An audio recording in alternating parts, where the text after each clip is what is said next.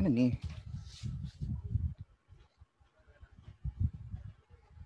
By the way, guys, audible ako ang akong audio.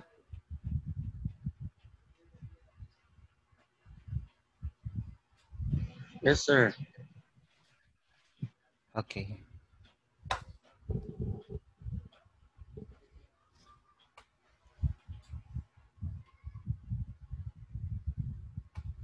Okay.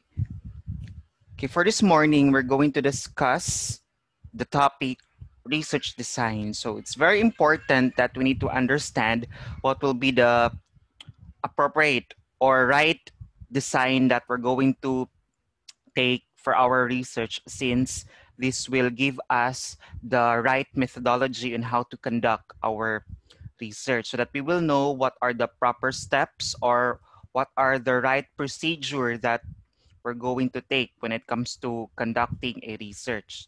And we also need to consider what are the factors that can affect during the conduct of research, kasi we need to make sure that other factors cannot intervene during the conduct of research, because it might affect the result or the outcomes of the research. So if may mali sa method or sa procedure na ginawa natin, it can affect the results of the study. Pwede siya maging bias, pwede siya may mali, may error.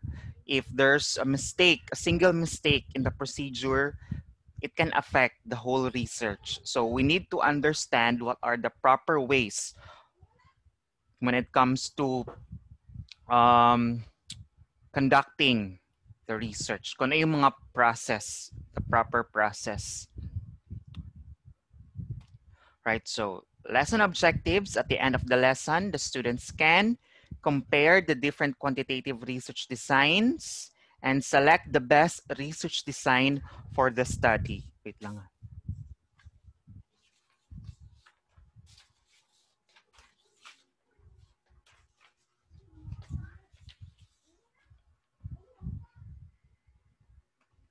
Okay, research design.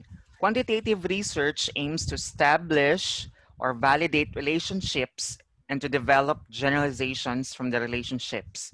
It is generally more objective as data collected undergo statistical analysis.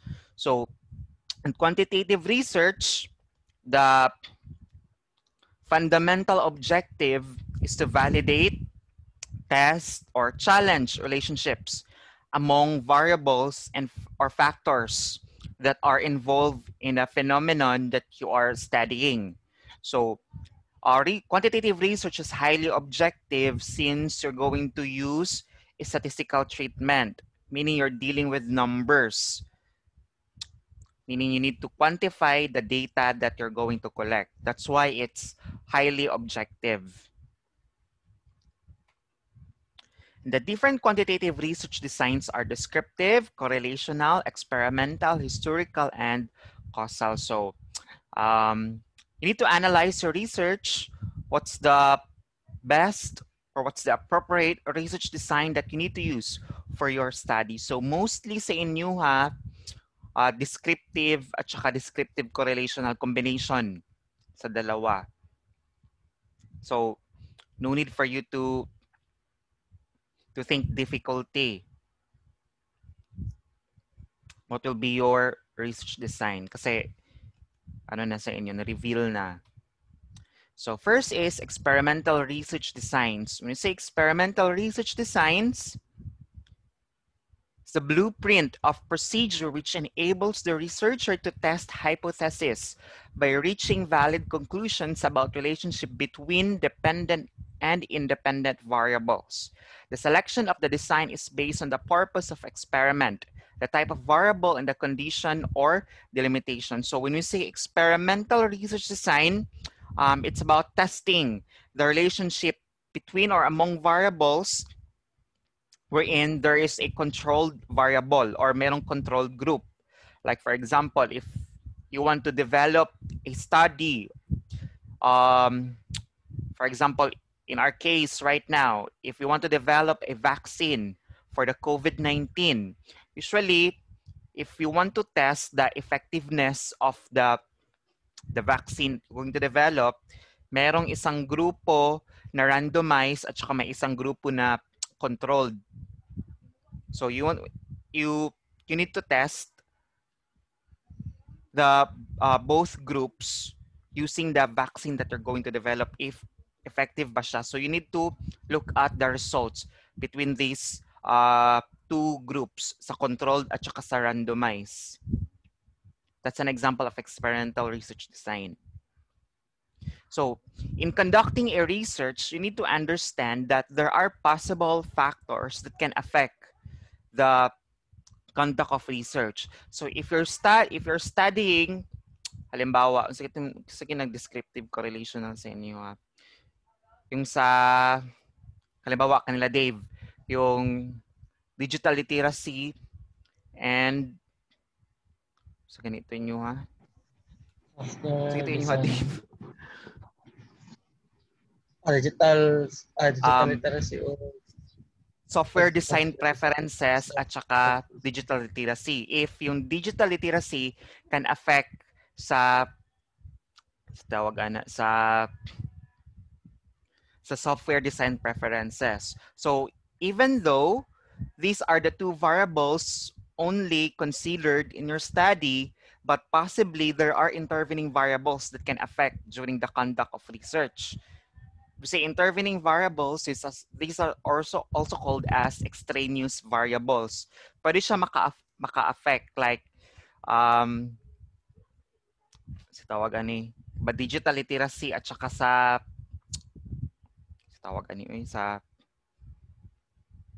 software design preferences.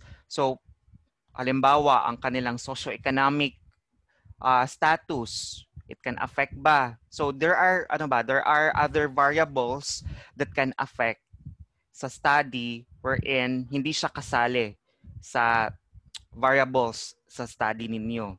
I mean, not considered na i-test ninyo siya ng variable, pero it can possibly affect. Like halimbawa, ito. If you're studying about the relationship between poverty and shorter longevity, so you're trying to study if yung poverty ba maka-affect ba siya sa lifespan ng tao.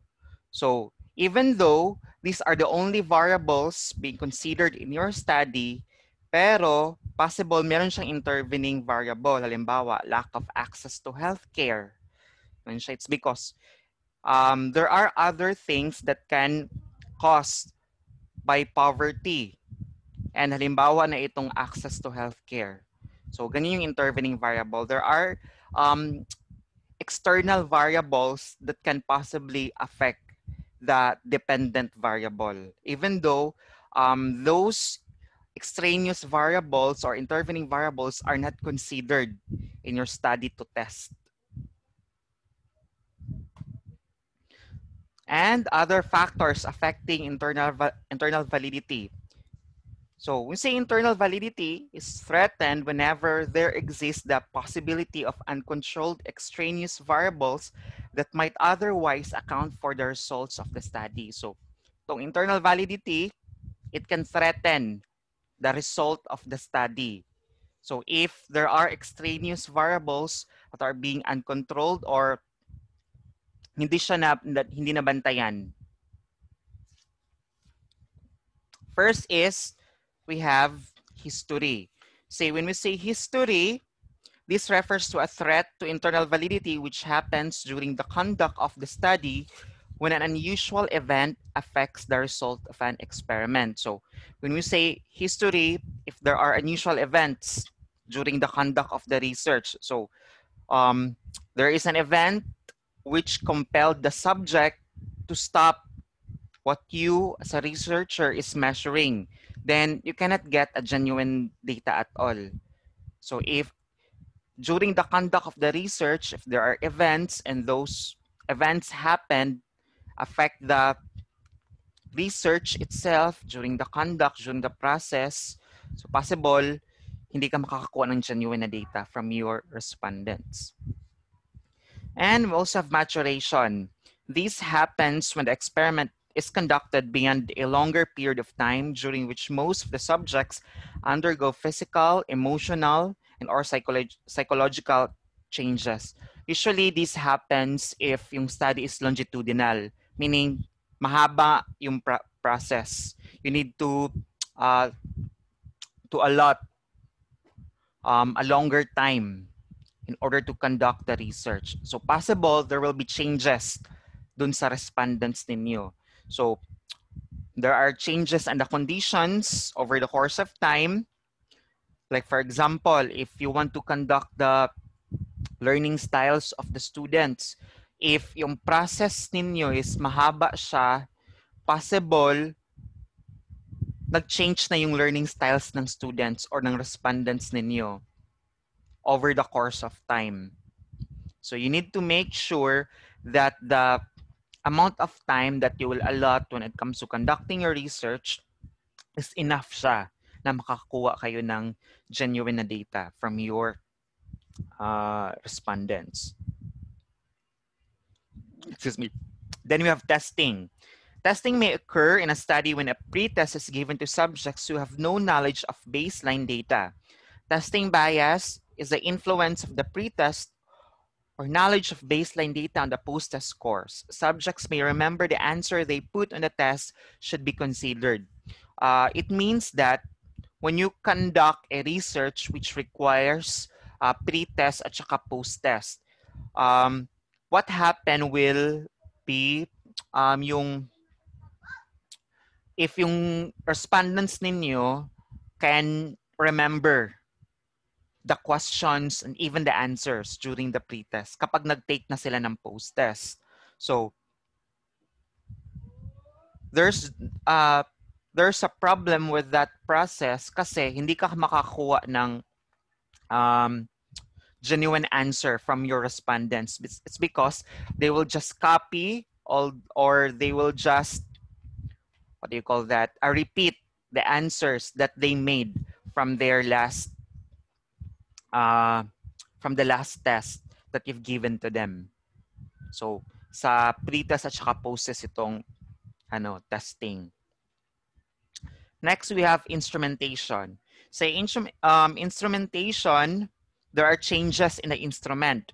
The instrument used in gathering the data must not be changed or replaced during the conduct the study. The instrument must also be applied to the respondents or subjects. So, sa instrumentation, like for example, if you did not adopt a standardized research instrument or yung questionnaire ninyo, research questionnaire, when you conduct a survey, tapos if kayo ang gumawa, means that you need to undergo reliability and validity test first. So during sa reliability and how do you call that, sa pilot testing. Sa pilot testing, dapat yung questionnaire na ginamit ninyo will be the one that you will use when you conduct the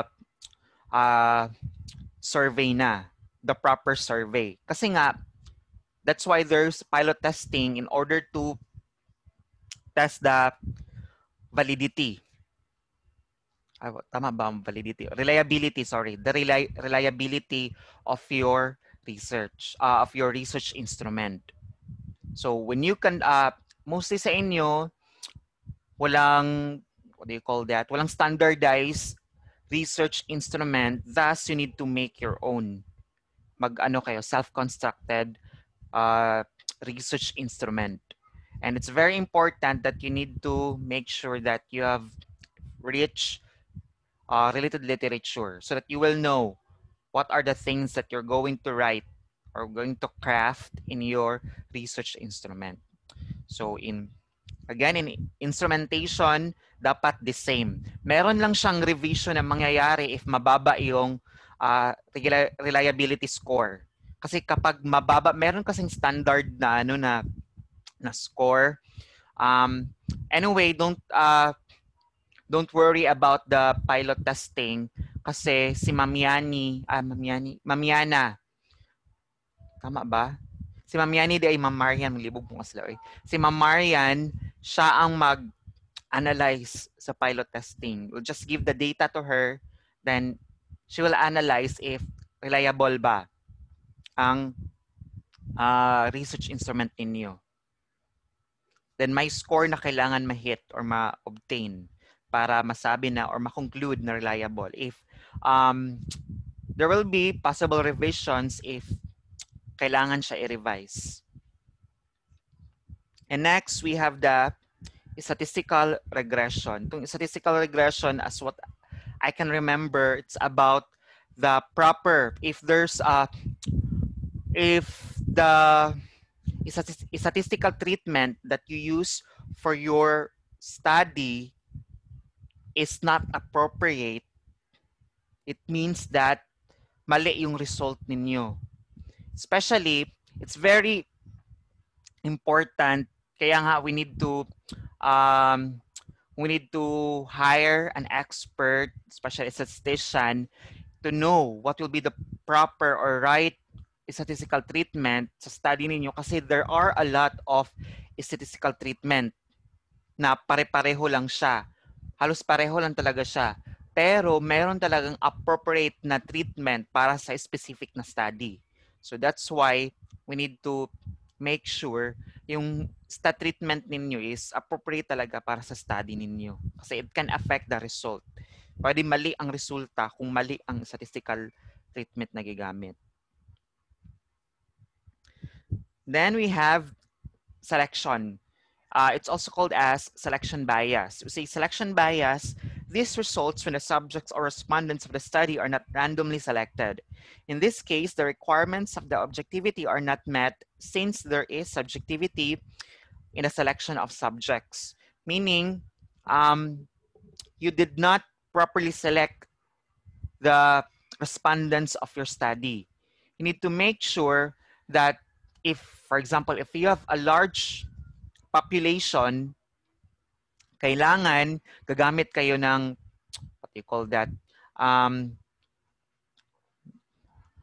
sige, ito na ano you need to make sure na gagamit kayo ng formula, statistical formula in order to identify the specific number of respondents going to meet, especially if 100 above. Meron tayong tinatawag na universal sample. Anyway, that will be discussed in our next next lesson. Meron tinatawag na universal sample. Like for example, if the population of your respondents is only 100, pwede ka mag-universal sample lang na 30. That's the minimum required number of respondents if 100 yung population. Pero pag lagpas siya 100, you need to use formula in order to identify what's the specific number of samples para sa specific number of population. And then, when it comes to selecting your respondents, you need to provide a criteria. Hindi siya pwede.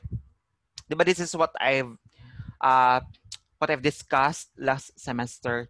Hindi siya pwede na mag-select lang kayo ng respondents kung sino lang yung available. So, hindi siya dapat ganon. Kailangan meron kayong criteria or standard when it comes to selecting your research respondents. Okay, for example, yung sa study nila Rance na yung basis sa online shopping, hindi siya pwede na kung sino lang yung available na tao na pwede nyo gawing respondents. So, you need to provide a specific standard or criteria. So, online shopping man, meaning you need to make sure that your respondents are online shoppers. Ganun siya. Or halimbawa,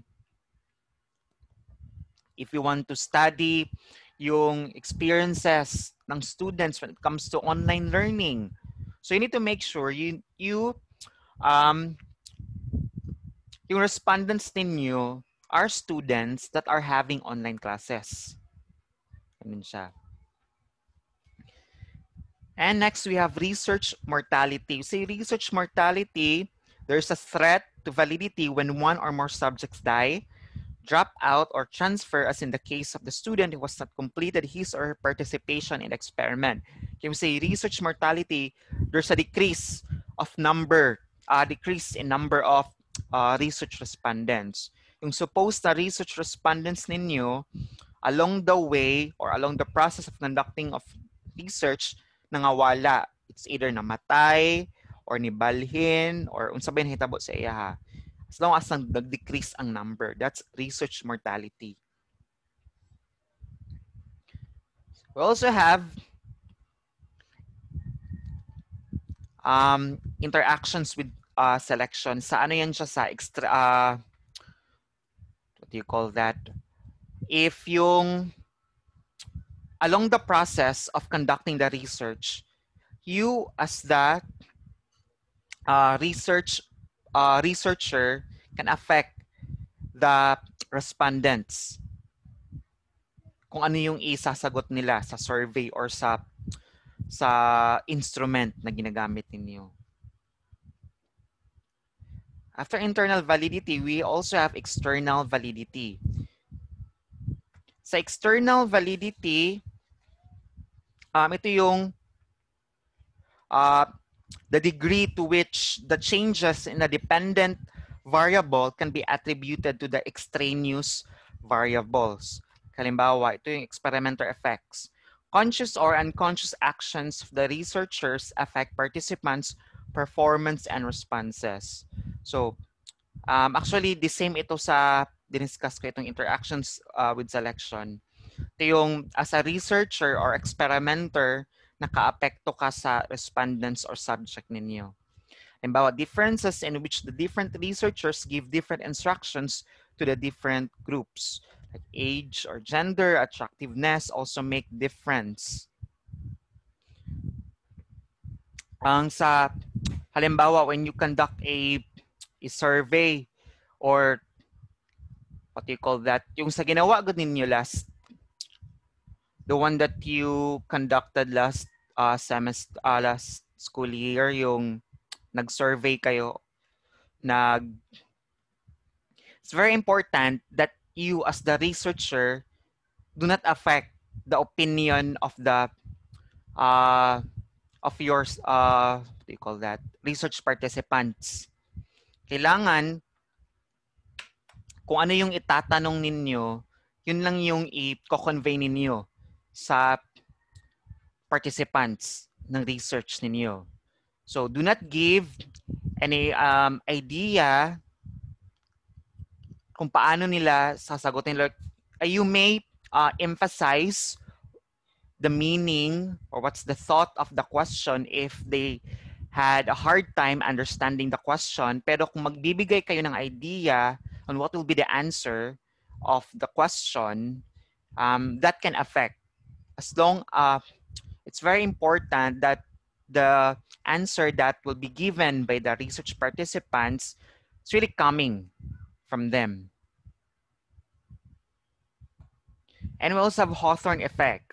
Hawthorne effect is the idea that behavior during the course of an experiment can be altered by a subject's awareness of participating in an experiment. Ito yung Hawthorne effect. If your respondents are aware or conscious that someone is observing them when they conduct the or when they answer the they call it research instrument, or when they undergo the process of conducting the research, kapag during the time na nag-gather na kayo ng data. Kaya halimbawa, if you want to study the academic performance of the students, if yung students ng the students or respondents of your research are aware na nagkakandak kayo ng research sa kanila and they know that you're going to measure their academic performance sa kanila, for example, yung thought nila or yung mindset nila na someone is observing us, thus I need to perform very well. So, hindi ka makakukuha ng genuine na data kasi Hindi siya ano, what do you call that? Hindi siya the usual, not the usual performance being performed by the students. Kasi they are aware and they are kanang, they call that, kanang gusto nila, magpakitang gilas, murag ana gani. It's because aware sila na naay nagabantay sa ilang. So that's Hawthorne effect.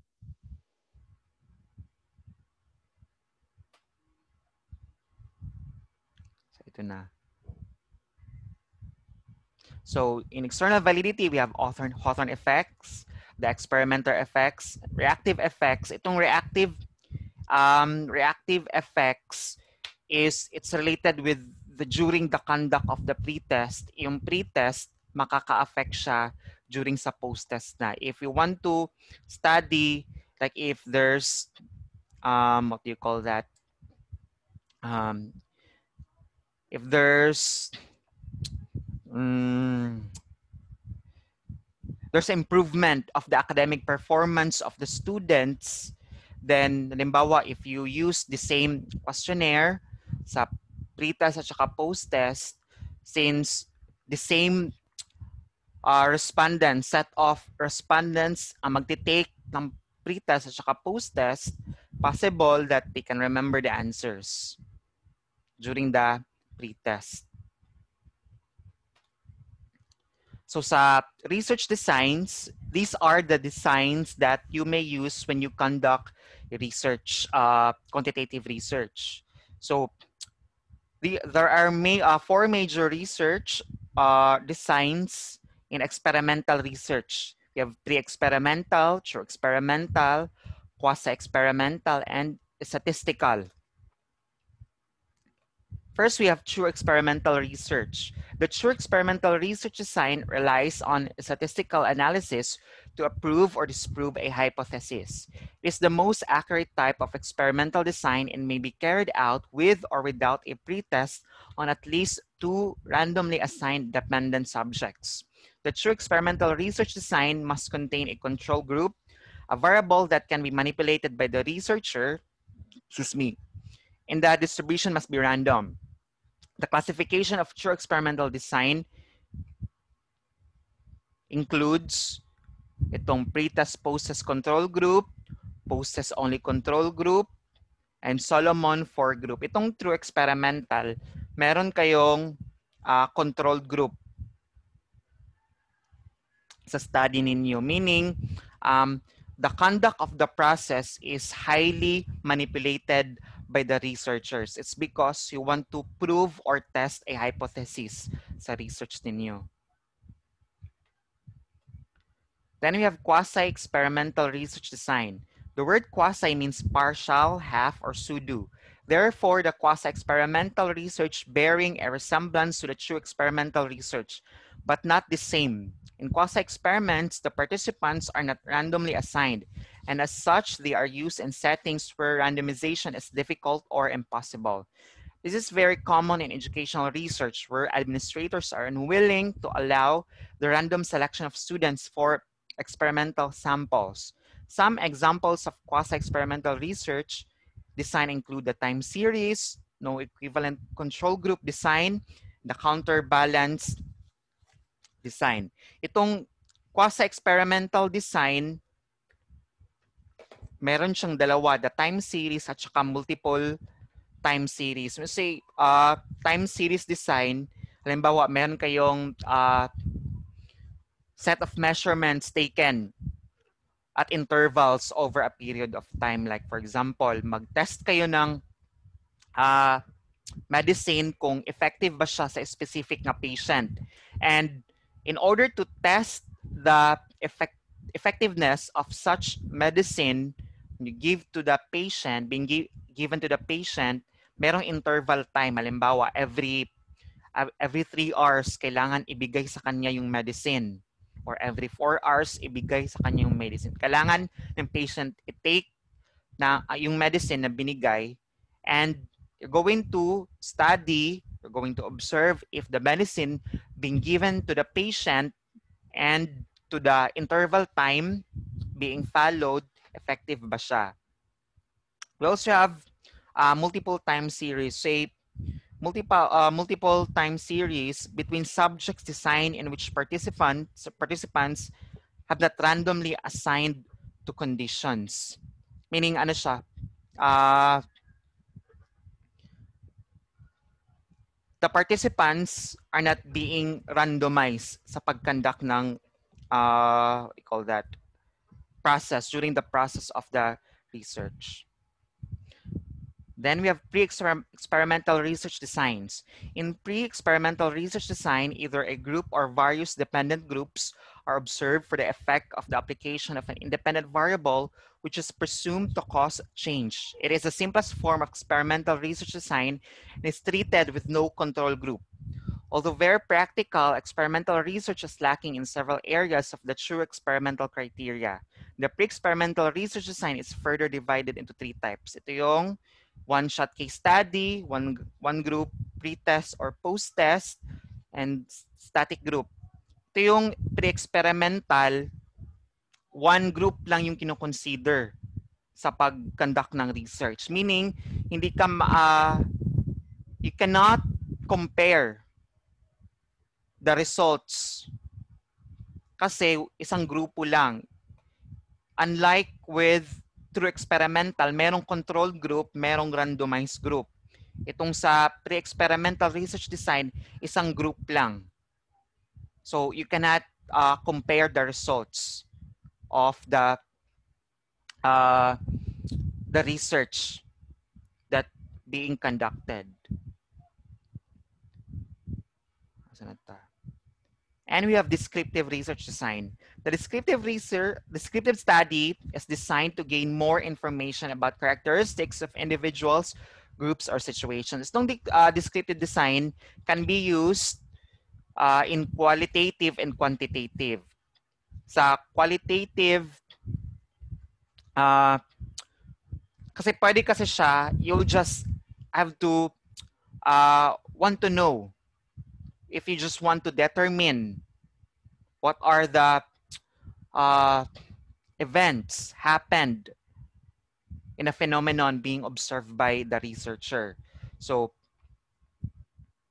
the descriptive study is designed to gain more information about characteristics of individuals, group, or situations. Halimbawa, yung study ninyo last school year, diba, mostly descriptive lang yon yung study ninyo. It's because you just want to know what are the characteristics of the individuals regarding the situation being involved dun sa participants ninyo. For this, sa quantitative na study ninyo, descriptive lang siya. It's because you just want to describe what's happening on that specific phenomenon. Discover new meaning, describe what exists, determine the frequency with which something occurs. So, mostly sa inyo, descriptive lang.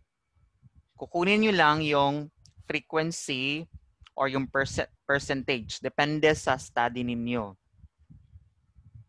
Or yung mean. Then we have correlational research. Okay, according to Creswell, correlational research designs are used by investigators to describe and measure the degree of relationship between two or more variables or sets of scores. Meaning, if you want to identify or determine if there's a significant relationship between the variables being studied in your research. Kaya halimbawa, dun sa study nila Dave na digital literacy at saka software design preferences. So you need to describe first kung ano man yung result sa digital level ng digital literacy at saka design preferences. Tapos gagamit kayo ng statistical treatment to correlate these two variables. So a procedure in which subject scores on two variables are simply measured without manipulation of any variables to determine whether there is a relationship.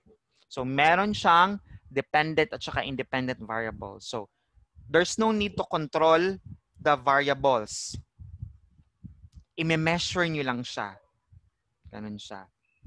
So it's different from experimental research. Kasi sa experimental research, merong controlled group. Itong sa correlational, no need to, you need to set aside a group that can be controlled.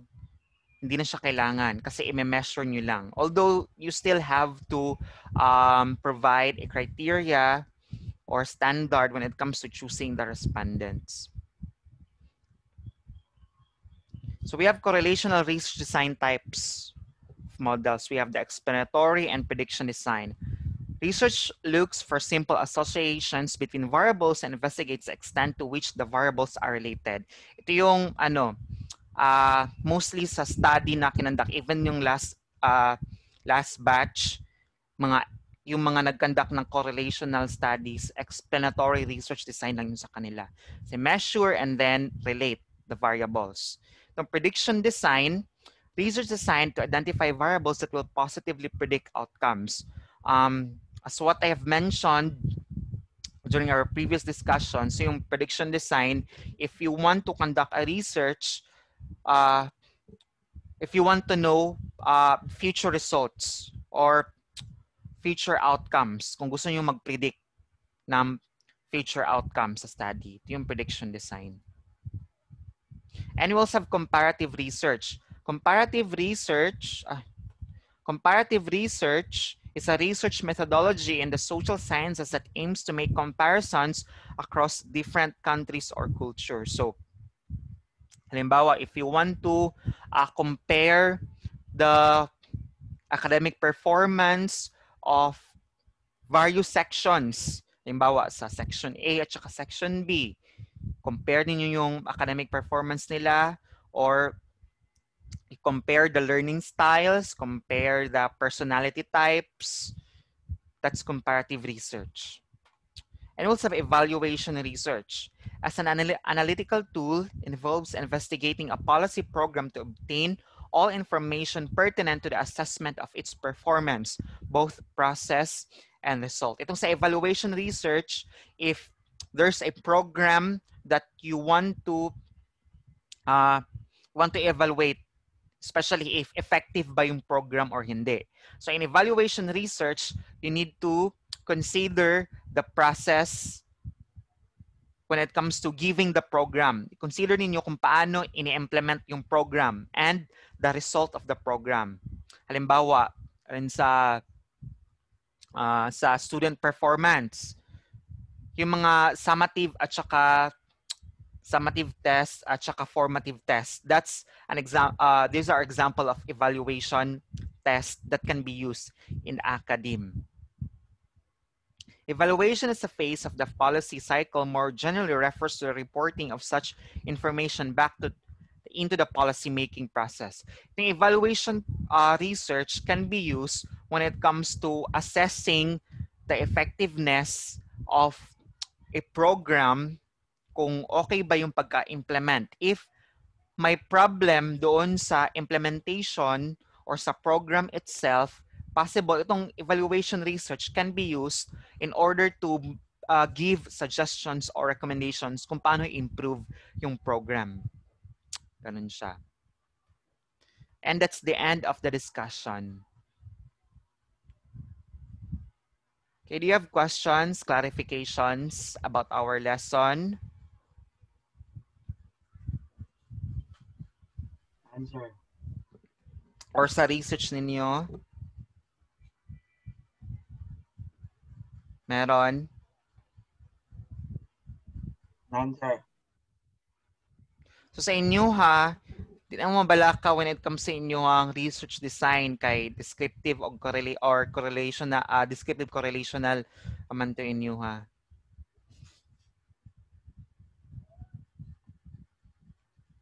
Okay, walay pangutana guys. I think that's it. Ay, by the way, ang inyong module ninyo, i-upload na ko after this. We'll upload your module sa Schoology gihapon. But the thing is, do not answer the assessment activities anymore. So you don't need to answer the activities in the modules kasi I want you guys to focus sa inyong research for this second quarter. Kasi sa first, for the whole SEM,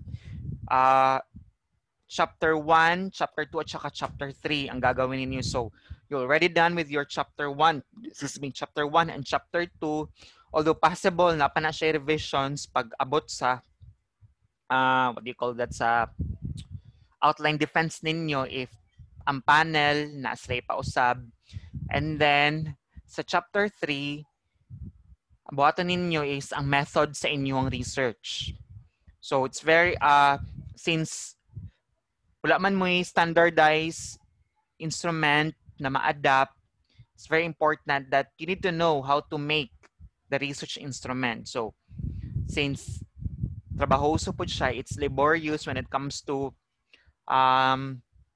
crafting or designing your research instrument because we experienced that last year. Kaya I want to you guys to focus sa paggawa ng research instrument. So, next meeting, I will discuss on how you're going to write your research instrument. Anyway, meron din namang samples doon sa Schoology. Dito sa mga research studies na akong gipang-upload. You can check them if you want. Okay, do you have questions, clarifications? So if none, I think it's a wrap. That's the end of our discussion. Thank you for your participation for today's meeting. I will end the meeting na. Bye guys. See you next meeting.